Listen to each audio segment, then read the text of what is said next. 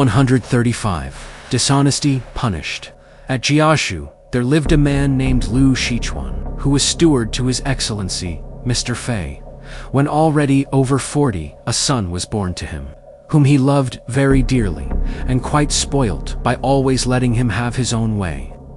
When the boy grew up, he led a dissolute, extravagant life, and ran through all his father's property. By and by, he fell sick, and then he declared that nothing would cure him but a slice off a fat old favorite mule they had, upon which his father had another and more worthless animal killed.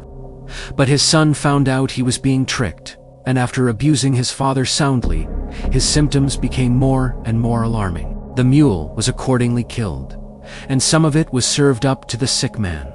However, he only just tasted it, and sent the rest away. From that time, he got gradually worse and worse, and finally died, to the great grief of his father, who would gladly have died too. 3 or 4 years afterwards, as some of the villagers were worshipping on Mount Tai, they saw a man riding on a mule, the very image of Mr. Liu's dead son, and on approaching more closely, they saw that it was actually he.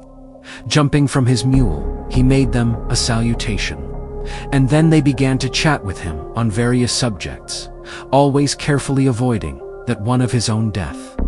They asked him what he was doing there, to which he replied that he was only roaming about, and inquired of them, in his turn, at what inn they were staying. "For," added he, "I have an engagement just now, but I will visit you tomorrow." So they told him the name of the inn, and took their leave, not expecting to see him again. However, the next day he came, and, tying his mule to a post outside, went in to see them. "Your father," observed, "one of the villagers is always thinking about you. Why do you not go and pay him a visit?" The young man asked to whom he was alluding, and at the mention of his father's name he changed color, and said, "If he is anxious to see me, kindly tell him that on the 7th of the 4th moon, I will await him here." He then went away, and the villagers returned and told Mr. Liu all that had taken place.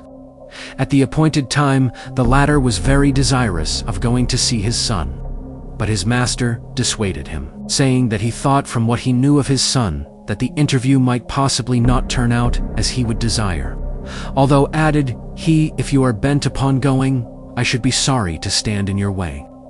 Let me, however, counsel you to conceal yourself in a cupboard, and thus, by observing what takes place, you will know better how to act, and avoid running into any danger." This he accordingly did, and, when his son came, Mr. Fa received him at the inn as before. "Where's Mr. Liu?" cried the son. "Oh, he hasn't come," replied Mr. Fa, "the old beast." "What does he mean by that?" exclaimed his son. Whereupon Mr. F asked him what he meant by cursing his own father. "My father," shrieked the son. "Why, he's nothing more to me than a former rascally partner in trade, who cheated me out of all my money, and for which I have since avenged myself on him. What sort of a father is that, I should like to know?" He then went out of the door, and his father crept out of the cupboard, from which, with the perspiration streaming down him and hardly daring to breathe, he had heard all that had passed, and sorrowfully wended his way home again.